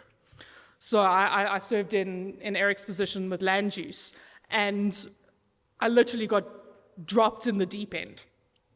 And what happened was, in my first week of knowing absolutely nothing about zoning applications and what people did, I got 6 consent use and rezoning applications within that first week. One was an application on 5th Avenue for what is currently a commune with consent rights, to be demolished and turned into a 5-story property with, I think it was, at the time, it was going to be 27 bedrooms. The next one was the one that Derek mentioned on 1st Avenue, which are 2 houses next to each other. The one doesn't have the right zoning, to be turned into a 3-story building with bus parking on the pavement and 51 bedrooms and 51 bathrooms and all of literally in the middle of a residential street, and 3 commune consent applications. And through that very steep learning curve to actually figure out, like, how does the city work? Where are the problems? What aren't they answering to? Why is this actually happening? And really looking at things like the nodal review, which is allowing mass densification in the middle of our residential suburbs. One frustrating thing that really happens with what Danny's talking about, what the committee is talking about, is it's not like you're going to the city and going, please follow this procedure, do that, get a response. It's not the worst thing that can happen is they say no. The worst thing that happens is they just ignore you. They literally don't speak to you at all. And in that lack of transparency and that lack of accountability and a lack of understanding by not just residents, but residents' associations into the laws and policies that they are obligated to work within, not just us, but the city. That's where the maladministration and the money's going out the back door and the problems are starting. So it's about shining a light on that and getting really involved in really understanding what the city is doing, why they're doing it, and getting involved in policy. So that's what we do. We get involved in actually writing the policy, the bylaws, the applications. We're doing a review with the Development Planning Department into the nodal review at the moment and into the Development Planning bylaw. So when you complain, for instance, the property on Main Road that was turned into a workshop, literally overnight, and dug trenches, and we're going to have hydraulic lifts and all sorts of things with absolutely no planning permission. I think that the complaints about that started in 2021. And there was an email trail of over 170 emails between the multiple mayors that happened in the 4 years those emails went back and forth, the multiple councillors that were involved in that period, and nothing happened. That property is still standing. So it's all fine and well to go to the city and say, I have a problem with this property. They're acting illegally. They've built some stuff that shouldn't be there. They intend to use it for something that's not. We had a very successful hearing at the Municipal Planning Tribunal, and they were not allowed to do what they were doing. But now getting that turned back into what it was, into a house that's surrounded by residential properties, there's no enforcement from that point on. So it's dealing with what happens after the penalty rates, after there's been issues, and the city then not acting on the other side. So now we have a multitude of platforms. They take us quite seriously. We're invited into a lot of these spaces, and I participate in the newly formed presidential Joburg working groups, of which there are 8 different working groups. I can take you through all of them, but that's deathly dull. But predominantly I'm involved in the infrastructure ones, because that's where it really matters to residents, whether they've got their lights on, whether they've got water coming out of their taps, and whether or not the roads are actually drivable. So it's really infrastructure-based information. So what I can tell you from a water perspective is they are doing interventions based on site visits that we did to multiple reservoirs across the city of Joburg. We discovered that 42 of the reservoirs in the city of Joburg had serious structural problems and were leaking. That's where a lot of the non-revenue water is coming from, including obviously at Hurst Hill. So Hurst Hill 2 has a structural crack, which means that it cannot be filled beyond 40%. And because of that, there's serious water shortages in the area, as well as the fact that they've allowed densification in the wider Hurst Hill area, which includes areas like Emmarentia and Greenside and others. And so now on that list, they are starting to fix, at the end of this month, 12 reservoirs over the next year. So those are the initial fixes just on the water PJWG. They can't start on Hurst Hill until we deal with something called sweeping arrangements. It's the bane of my existence at the moment, and it's a really stupid thing. So basically, they've sent the billing back to the entities as part of something called the Municipal Services Trading Reforms. So what that means is Kochte and a bunch of other people have stepped in and gone, municipalities are not spending enough money on the things that they're supposed to do. So the main mandate of a municipality is to provide services. They get money from those services to maintain the services and to ensure the continuation of those services. They're not putting enough money back into water infrastructure, into power infrastructure. They're just taking that money and putting it into a multitude of other things which are unfunded mandates. So the municipal trading reforms goes, you know what? Entities, you keep your revenue and you give the surplus back to the city of Joburg rather than the other way around. So that's what's been happening with your billing recently. There's been a lot of problems over the last month because suddenly the entities are doing their own meter reading, they're doing their own audits, there's a whole system that's going to go along with that. We're still fighting for them to actually do the collection part. And because they're not doing the collection part, the city of Joburg is still putting the money into their accounts, and then every night they go along and they take the money back. And they go, we'll have that, because we want all the yummy interest that comes from this sitting in our accounts, and then don't worry, we'll give it back to you tomorrow. Spoiler alert, they don't. So when it goes around that they then have to go and pay their contractors to do a whole bunch of stuff, the money's not there to do it. So that's currently what's happening with Brixton. Brixton was supposed to be completed at the end of April.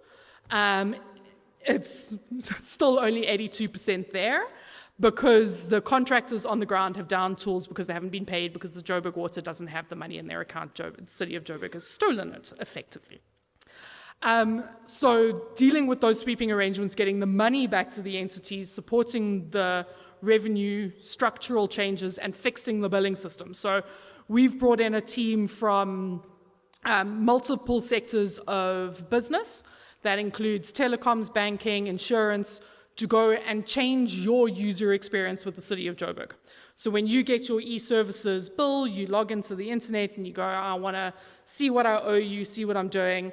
You can also see all your interactions with the city of Joburg. So if you have a consent application, if you're on penalty rates, if there's a pre-termination notice against your account, all of that information should be visible on a single pane of glass. And that also means whoever's coming to your house to enact anything that's on that account going, sorry, you've got a pre-termination notice, I'm going to disconnect you. But according to this bylaw, which is the Debt Collection and Credit Control bylaw, if you have a valid dispute against your bill, they're not allowed to disconnect you. So if you've got a dispute reference number on that account, they're not allowed to disconnect you. They can see that. Also, in a lot of cases, what's happened now is because the billing system is so bad, people have gone to the courts and said, please stop them from disconnecting me. So you have an interdict against them. They still come and disconnect you. That's technically a contempt of court. They should be able to see on that single pane of glass, hold on a second, we can't disconnect this guy. So we're trying to change the systems from a holistic, complete structure. But obviously there's a lot of people who have been riding that gravy train and don't want to get off it. So those interventions, because we now have Treasury, National Government, COGTA, the Presidency, and a lot of oversight into how the municipalities are happening, we're actually starting to get a lot of a much more different approach from the City of Joburg and how they deal with us as well. And that means you residents as well. One of the other big issues that's affecting you in Melville at the moment, and a lot of areas of the city, is how the city is trying to deal with its public open spaces. So it's green spaces, it's parks, and a lot of you would have signed the petition around Marks Park. This morning I met with 22 sports clubs from across the city of Joburg. We're looking to represent another 15. And that is forming an association of sports clubs so that they can tackle the way that the city is dealing with our open spaces. But those are from a lease perspective. There's 3 ways in which the city deals with its open spaces. The one is it just sends in a city parks official, mows the lawn when they feel like it. There's no real accountability there. It's just a green space. The other is through these long leases. Those are technically usually, not in all cases, but in most, when there is an arrangement with the city that they've been given it in trust, and then they lease it out and someone manages that property and make sure that it's for the community benefit like a sports club. And then the last is a park adoption. So you can approach city parks and go, we're a community, we want that park, we'll fence it, we'll look after it, don't worry about it. We're not asking for money, we're not going to make money from it, we're just going to look after it. And instead, the city has now, through some of its park adoption programs, realized that actually our parks are very valuable. They can bring in a lot of money through paddle courts or any kind of other activity. So they're now trying to get commercial rates for those parks, for the leases, or they're putting in very stringent kind of policies and things that people need to enact, like public liability insurance or environmental impacts assessments and a whole bunch of other things if you want to do a park adoption, which is really putting a strain on communities that aren't making anything out of these spaces, they're just looking after it on your behalf. So we're now issuing PIAs to understand exactly how much green space the city owns, how it's managed, who it's doing it with, and then trying to change the policy so that it's, a single standard policy. Certain clubs can make money, do sublets, look after these spaces in our interest, and really change those things. So you'll see with the Parkhurst Bowling Club, we helped set up a platform, which is a whole bunch of tick boxes for people to object, going, I don't want a massive shopping center here the size of Campus Square with a taxi rank, and we'll just shove some equitable housing on the side there, so it looks like that was our plan all along. It's got nothing to do with it. It's only the retail space that they're interested in. And they're allowing the occupation of your public park. So when they turn around and say, oh, well, there were 100 people living here, they burnt a whole bunch of cables, they've completely destroyed the ground, there's no ecological value in this property anymore, of course we can build on it. It is strategic. They are doing it on purpose and allowing the degradation of our public parks for that exact process. So getting involved in the MSI's efforts to fence the koppies, to try and protect that side of the koppies, to eliminate public occupation on Main Road, is very important because it will have a ripple effect of losing the rest of your public spaces. And Melville, unfortunately, has lost 2 of its valuable public spaces. The one, obviously, is the Boulevard Centre that used to be a public swimming pool. Most people don't know there's still a pool in the basement. And that there's a public library there on the 2nd floor that is supposed to be for the public benefit of this community, and we lost what is now the space of 27 boxes that could have been a park adoption rather than a shopping centre. Those are green spaces that should have been for your benefit, and instead they're now commercial spaces, and that's what they're looking to do in the rest of Joburg. So we need to re-establish ownership of what is ours for our use and for our benefit. So now I want to talk to you a little bit about why your residents association matters and why we work with residents associations to do this kind of unified voice for the city. And really, residents associations used to be a nice little group that would organize a street party and they'd have a little fete and they'd do a couple of things. At the moment, residents associations are the front line of bylaw enforcement in the city. They're the ones who are cleaning your verges, painting your street signs, and they're making sure that illegal activity doesn't happen. I work with very established residents associations who've made a very massive difference in their area, and some which are really fighting to just establish themselves and try and get back some of the urban decay or the encroachment of massive development and businesses in the area, that it's almost too late to stop now. So like I said, when I started on the MRA, the amount of things that were coming to our table with the wave of liquor license applications, the waves of land use applications, because of an active Melville Residents Association, this is one of the committees that has to deal with one of the least amounts of applications of any residents association that I deal with. Because like Derek said, developers, applicants, people who want to do things in the suburb that they're going to do first and ask for permission later, they know they can't do it here. And it really makes a big difference having an organized and committed residents association on the front lines to do the stuff on a day-to-day basis for you that they can then kick up to us to deal with the large-scale issues that you can't necessarily deal with. So on a policy perspective, on a accountability perspective, and from a partnerships perspective, working with organizations like Josie My Josie and the Johannesburg Chamber of Commerce and Industry in multiple sectors, we can do that high-level stuff and make sure that the policies that are being implemented trickle down to actual delivery for you on the ground. But when it comes to the day-to-day stuff, my neighbor's just built a massive two-thing extension that's looking over into my property, and there's stuff coming up through my wall, and these are your guys. And they've really had a steep learning curve in how to deal with this stuff, but they have done it, and they're doing it on a daily basis. So we don't take money from individuals. We ask for support from residents associations to become our affiliates so that people like you every day can understand that maybe once a month I owe these guys a coffee, and that's my donation towards the MRA. That's my subs on a monthly basis. And I really hope that if you have any issues when it comes to billing and all of that kind of stuff, that the information that we give them can help empower you. So there's a couple of people in the audience who I've helped with their billing disputes. And if you're continuing to have issues with meter readings or any of that kind of stuff, get hold of the MRA who can get me to help you.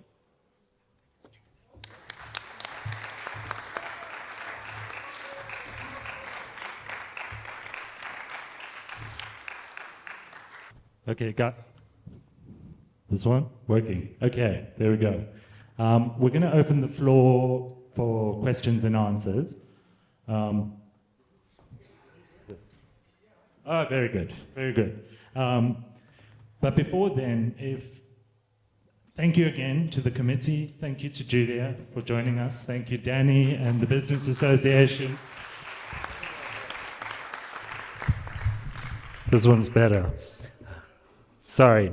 I'd also like to thank the Kruisgemeente Church for hosting us this evening, Nikki for the catering, and everyone that's gave their support this evening. If anything here this evening has resonated with you where you feel like, I want to get involved, I want to somehow help, please come put your name down to see if you want to volunteer.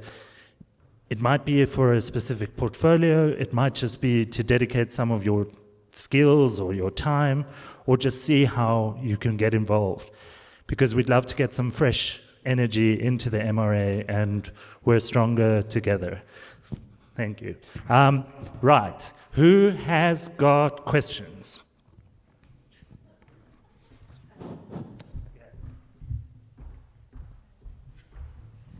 There's been quite a lot of communication on the Melville group about a company called Goodhood, who have sprung upon the scene from nowhere and offering services that are making us very uncomfortable, because we feel that there are enough good-intentioned people around us here who are doing what they can. And my question is, they haven't contacted anybody as far as we know. Not yet. And here they are, and they're offering to help with Melville.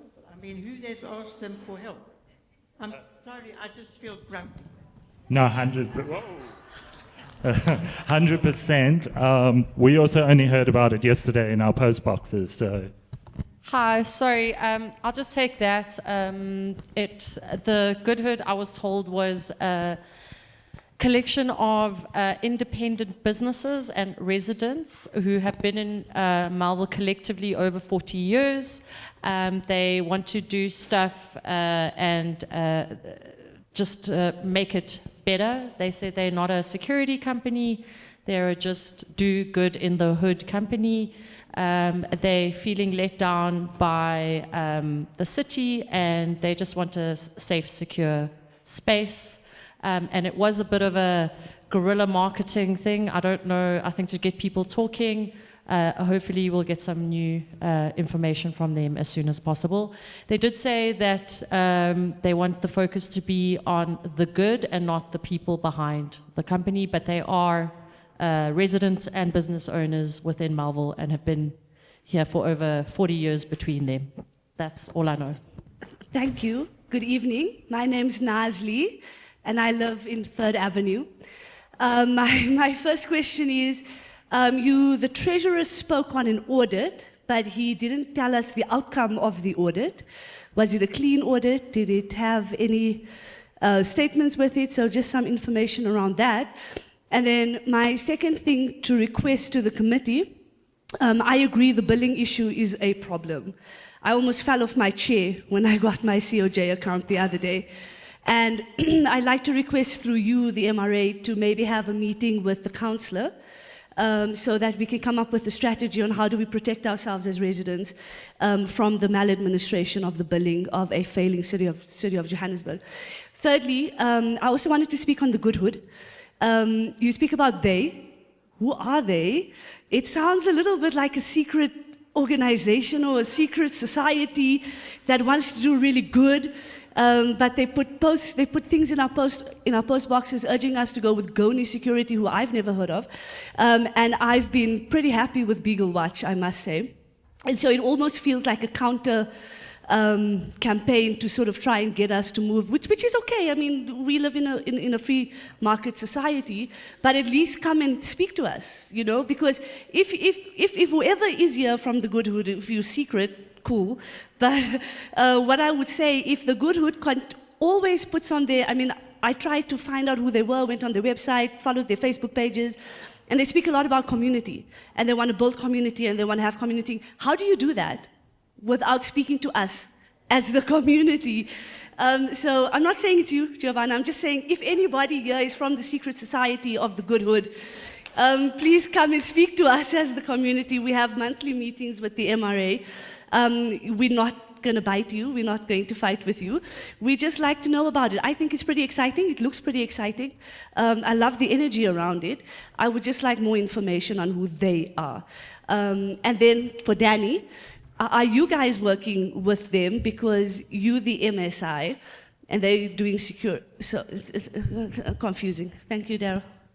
Thank you. So that was 4 questions. Number 1 was about the audit.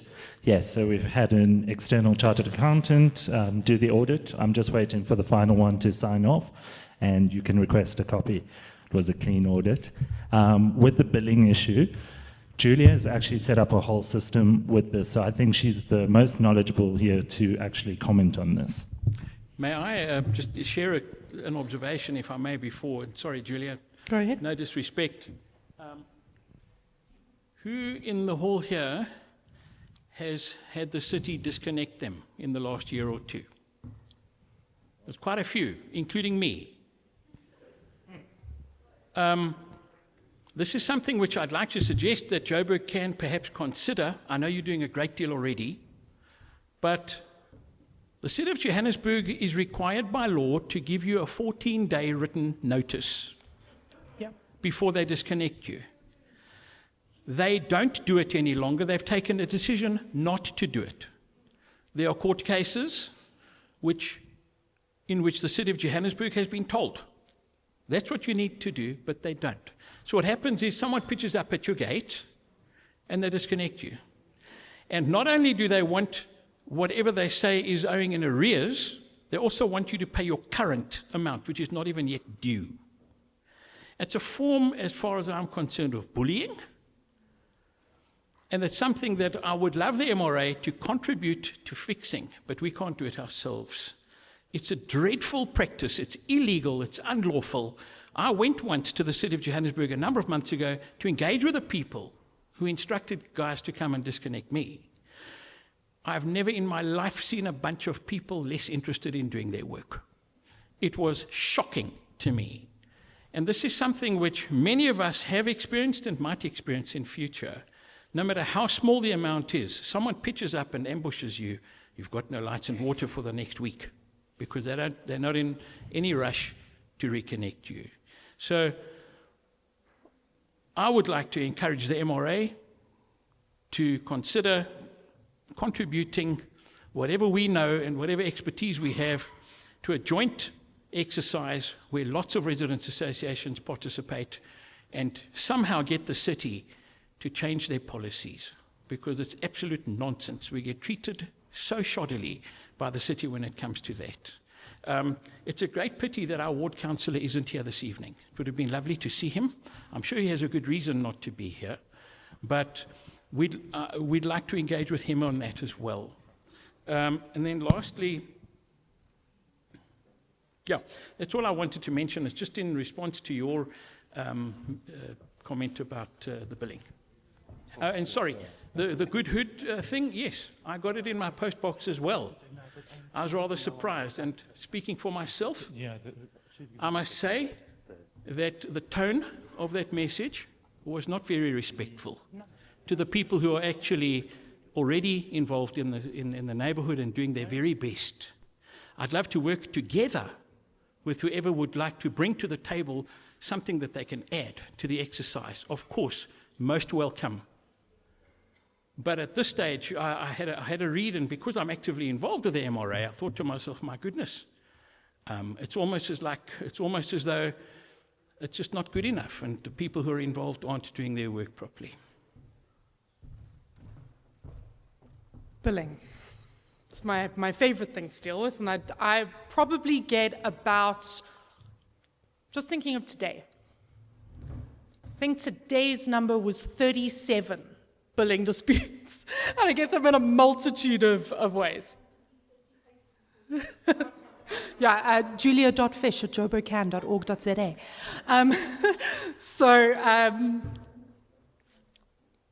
Billing disputes are supposed to be regulated by, like I said, the debt collection and credit control bylaw of the City of Joburg. If you go onto our website, joburgcan.org.za, look under resources, there's a little thing there that says a whole bunch of stuff about billing, but the thing that should interest you the most is there's an article that goes, "My bill is wrong, now what?" Read through that, it'll help you through the dispute process. The dispute process will only get you so far, because like Derek said, they're not upholding their own dispute process at the moment. They think that the little thing that they're sending you on your bill, even when you're not, owing them money and there isn't, you're actually in credit in some cases, acts as a pre-termination notice. It doesn't. We took them to court and we won. So specifically on the pre-termination notices, that does not comply. and the way that they're doing it doesn't comply. So we've now in a dispute resolution platform, because the city is really sick of how many times we're suing them and winning. So now they're trying to reduce the amount of litigation that we have against them through our multiple law firms, and trying to resolve the current disputes that are in litigation against the city with them and bringing new ones. So Janet got hold of me and she says, there's something seriously wrong here. I'm on a WhatsApp group with the CFO of the city, the head of revenue, a whole bunch of other people, and we immediately send them through stuff. A very important thing when you've raised a dispute is to continue to pay your average, because that's the thing that they come back with us at us with a lot, that we're trying to use litigation so people don't have to pay their bills. I promise you, people want to pay their bills, they just want it to be right. If it's right, I'll pay. But so continue to pay the average before anything went wrong. Email regionbrevenue@joburg.org.za. Give them in escalation format your name, your address, your bill, your meter number, and a description of the issue, and get a reference number. The second you've got that reference number, if they try and disconnect you for an amount that is not, you've been paying your bill, there's a dispute in process, that's when you contact me. So we've got an arrangement with Schindler's attorneys who have a disconnection hotline, so anything happens, they immediately then try and get you reconnected. And we've got our disputes platform to go, you're doing this out of order. And like I said, it's dealing with the current ones that are coming up, trying to give the powers back to the entities to do that, but then holistically, if we've got the examples of how many times they're getting it wrong, because they constantly tell us, no, you don't understand, people aren't paying their bills, you guys are the problem. The amounts of times I've been called a thief and a liar and a problem, and that's what they give back to us. So we've got concrete evidence of the amount of times they haven't complied with their structures.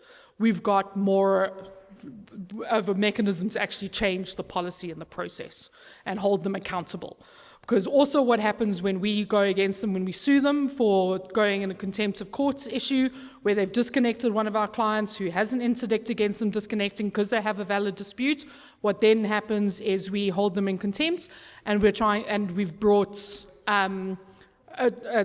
court orders for contempt against the city manager, against the head of revenue, and what happens is those guys are then held liable. You issued that job notice, you issued that disconnection notice, you go straight to jail. So that's the process that we're trying to follow. So, but like I said, we need lots of examples. We need residents in good standing, people who are really getting harassed. And if someone comes to your gate, solicits a bribe, send it to me immediately.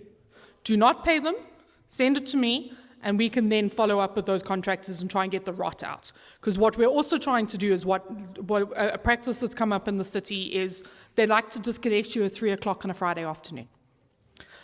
So they come along on a Friday, they know you're desperate, you don't want to be without power for the weekend, they know it's going to be a problem, so you'll pay them. We've tried to get a moratorium. It was agreed to by Treasury, it was agreed to by the CFO, it was agreed to by the acting city manager and the COO at the time.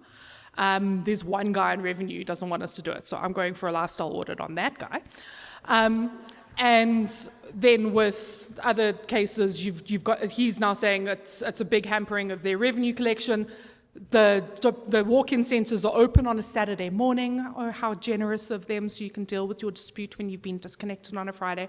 So they're pushing back against that disconnection thing, but we're trying to say it's at least a platform for us to kind of capture the people who are captured within those entities who are soliciting bribes. So if we can prove that there are people in our suburbs, in our neighbourhoods who are doing this specifically so they can enrich themselves, that information is incredibly important, so please send it to us.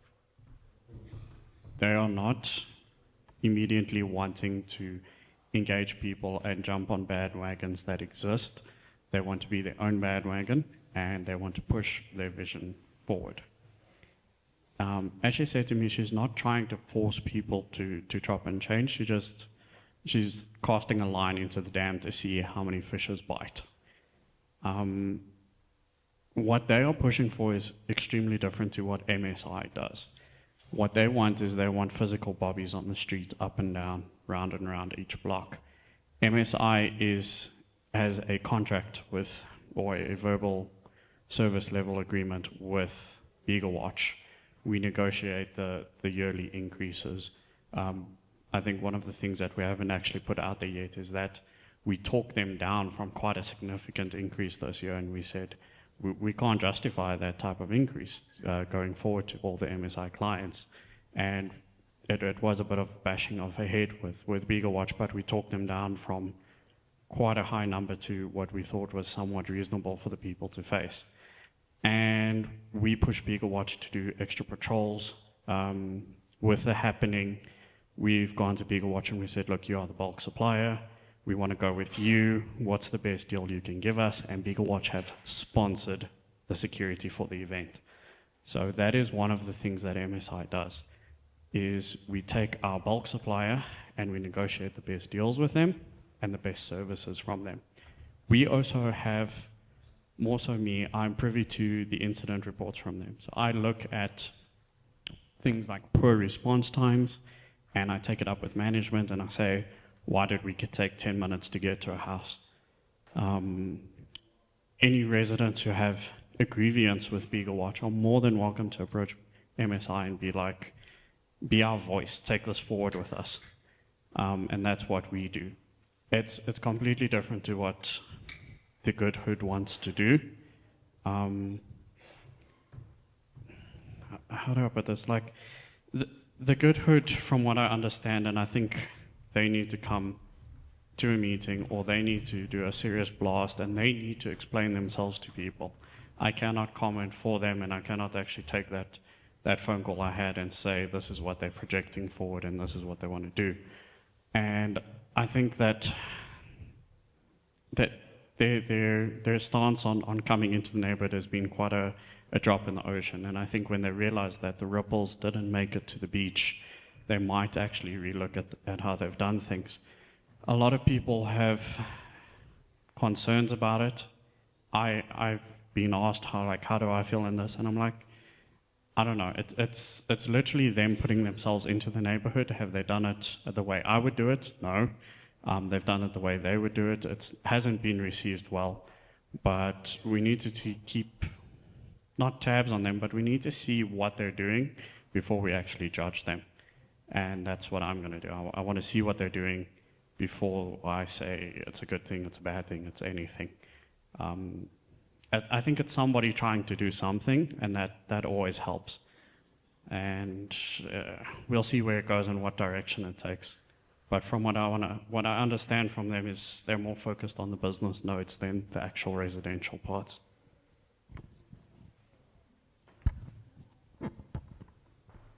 Thank you.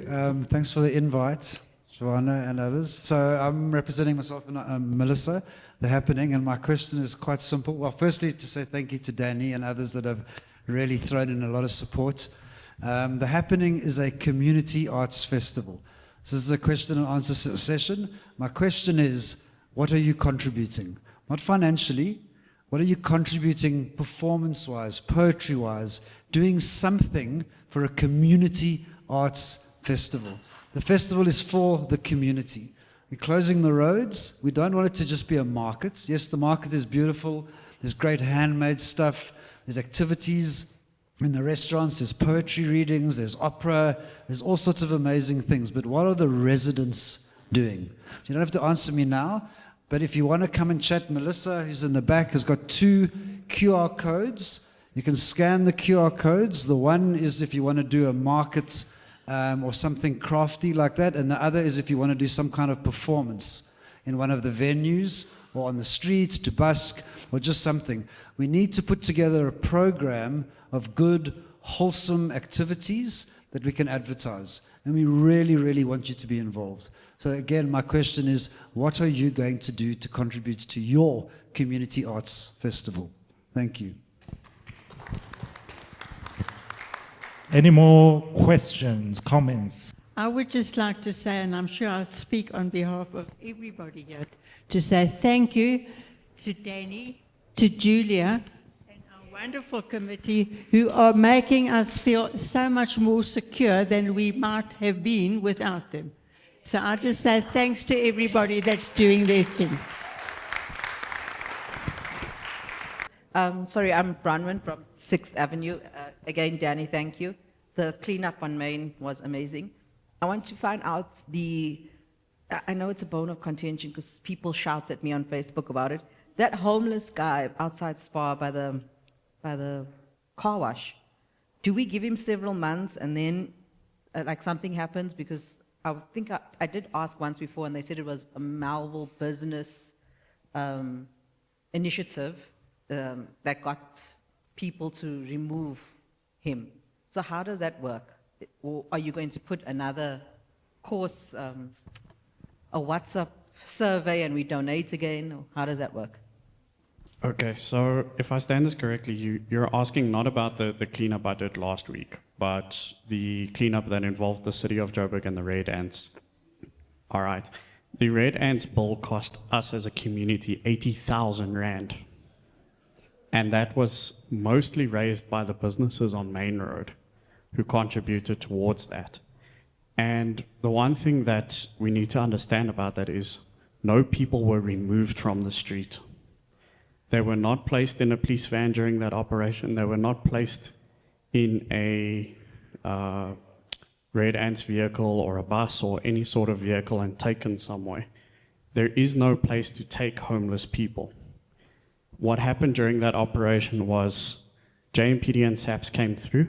They searched individuals. If anybody was found to be in possession of narcotics, housebreaking implements, or suspected stolen property, they were taken to the police station for profiling and to establish how they came into possession of those elements. The social services department then offered people to go to a shelter, and if you said, yes, I will go to a shelter, you got in their little bus and you went to a shelter.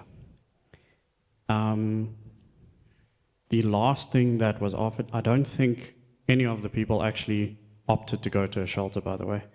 None of the people want to be in a shelter because the things that they partake in cannot be partaken in a shelter. And then lastly, JMPD said to the guys, okay, you need to take your stuff and move off. And then a security presence was left on the street. That is essentially what happened during that operation. There was no physical removal of people to another location. Yes, we can do it again. We can request it again from the city of Joburg. Yes, we will have to go to the party with them and pay for certain private security services to join us again. I don't know if the businesses will be keen. I think a lot of the businesses thought, we'll do this once, they won't come back, that was it. So yeah, it's a bit of a conscientious thing. I want to take a moment to thank all the gentlemen from the MRA. I think Daryl, the four of them were absolutely amazing, and I think we need to honor them for a moment for including the likes of Danny from the Melville Security Initiative, and actually including Julia from CAN. And I have to say something, Julia, your mom, that I've spent her whole life on just let the wildlife be, is amazing that you're following in her footsteps. And I find it all amazing. But then I do think, if you ever read the constitution of the MRA, there's not a lot of things that can happen at these kind of meetings because it's controlled by legal. But what we can do is vote in a membership for Joburg CAN. And I think Julia Fish, that I've grown up with that mom behind her and the things she does around this country. And she served for 4 years on the MRA in the liquor portfolio, in the land use portfolio, unambiguously. We owe that to people supporting us, to support them. And then they can support us more. So, what's your account, Fran? And I think for being kind, can we make it 13? I don't know where that 200 rands in the middle or 100 in the middle is going to go. But I do think we're just an organization with people. And we've got people. And can we support them? And can we vote on that perhaps tonight for the next year for the MRA? Thank you. Actually, myself and Julia have met to discuss this, and this is one of the reasons I brought Julia here this evening. And we haven't tabled it yet with the committee because we're waiting to see who the new committee is going to be. And we're waiting on the final draft of our finances. And yes, it's 100% to be tabled with the committee. So thank you. Absolutely.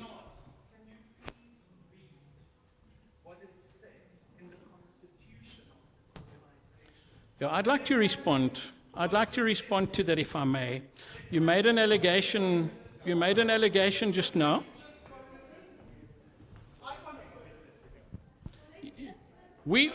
I think it would be great.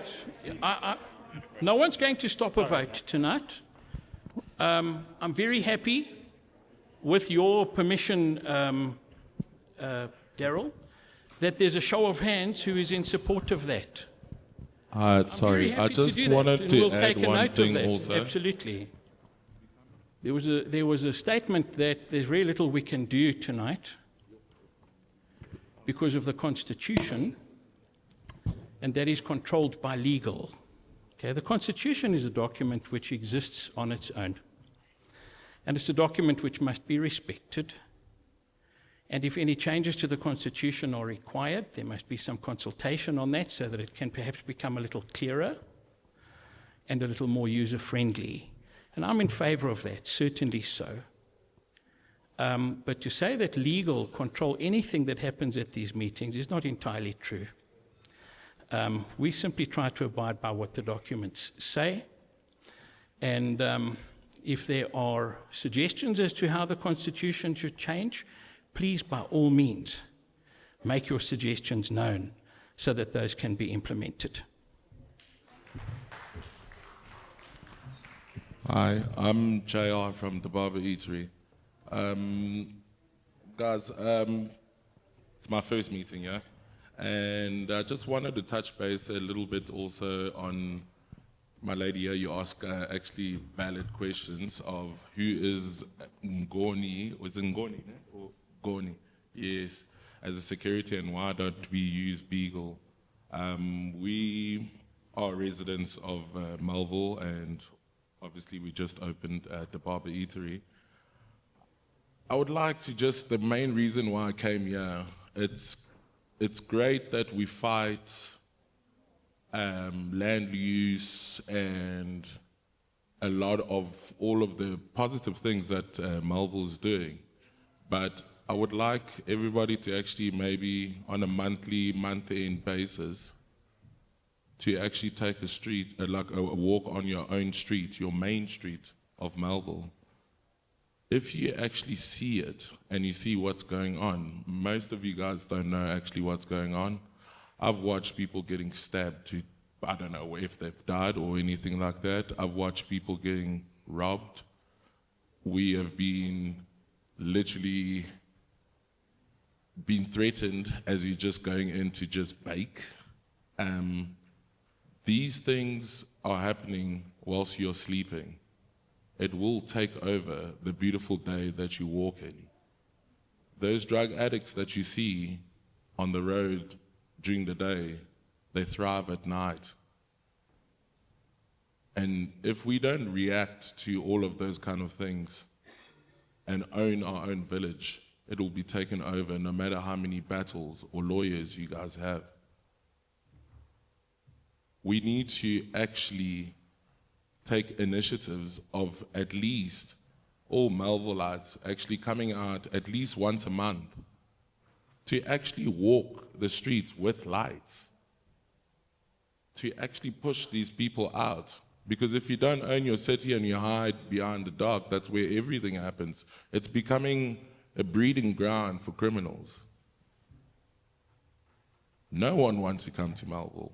we obviously on Friday it was quite embarrassing. I love Melville to bits, and this is the first time.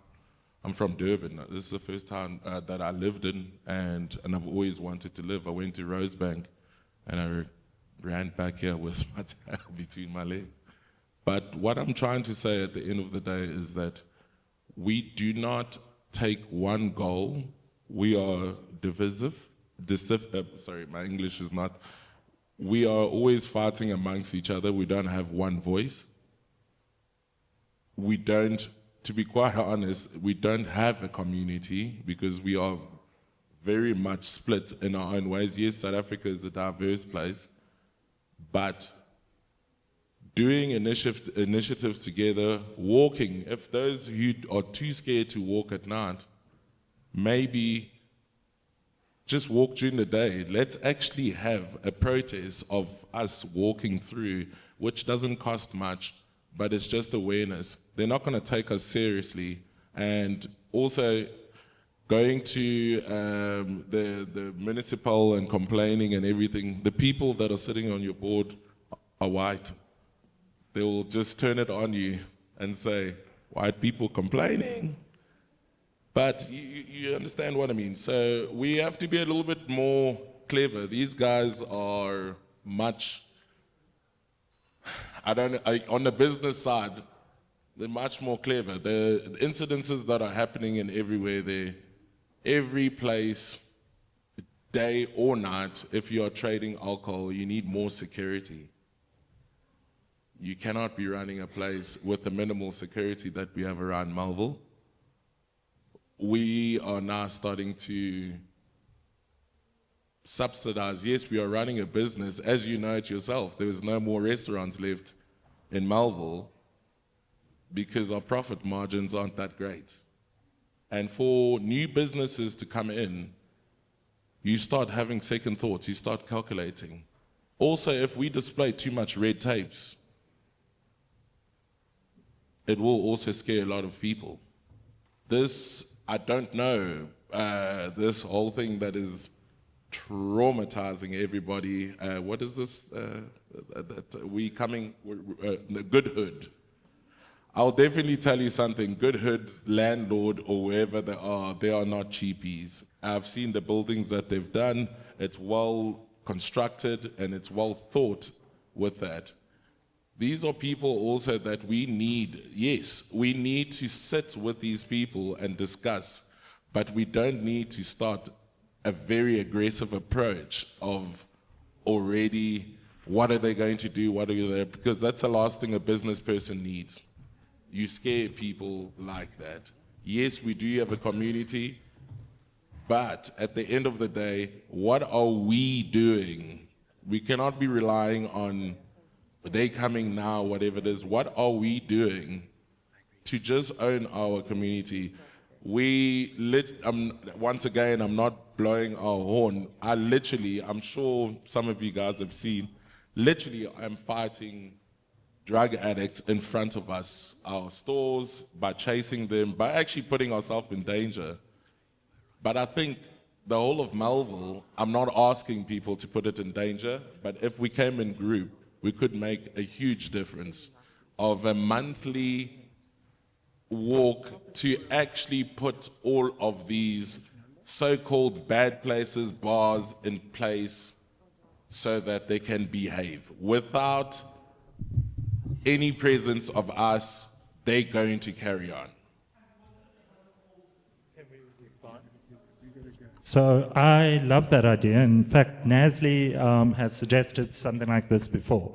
So can I sign you up as a volunteer to help us run the project? We'll help with our communications. Okay, so you're saying, what are we doing, but what are you doing? So, you know, it's the question goes right back at you because... But I'm saying, let's do it, get involved, and you're saying no, but it's your suggestion. So I'm just trying to understand. Yeah, and I love your bakery. I support your bakery.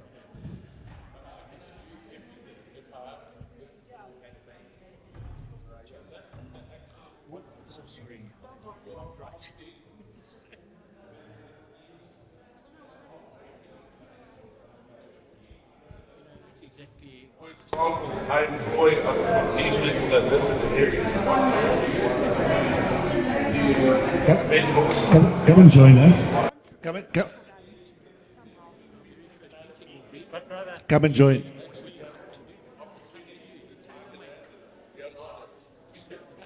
Yeah, that's fine. Come and join us. Come and... No, hang on. Just stop there now. Just stop there now. No, I'm just asking you. I'm not challenging you. I'm asking you. Come and join us. Give us your view, and let's work on the solution. No, but let's work on the solutions together. But let's work on the solutions together.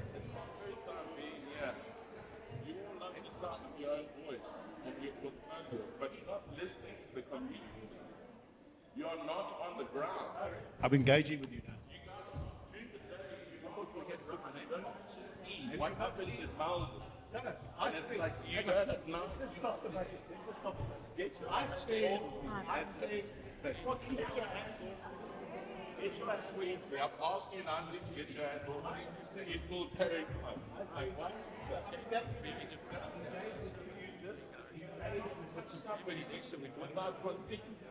You got enough lawyers there. You should know that. Come on, man. I'm not sure the courts.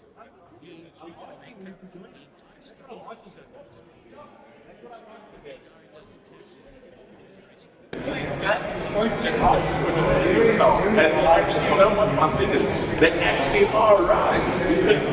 Because you're not listening to even a business owner, and I also live here. And I'm just giving you things, but it's become now a fact.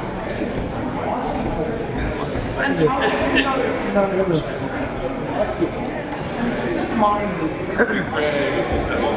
You're wasting people's money fighting a lot of court cases that is unnecessary. That is what is brought upon your pride. And no one is. I'll tell you something. Like you've done. It's over. It's over. People just act the and you just want to be controlled by a lot of more personal vendetta and more guys. Like, oh, it's a shame. That's my first time. You went to all the parties. Thank you very much, ladies and gentlemen. I think we're going to close the meeting. Thank you.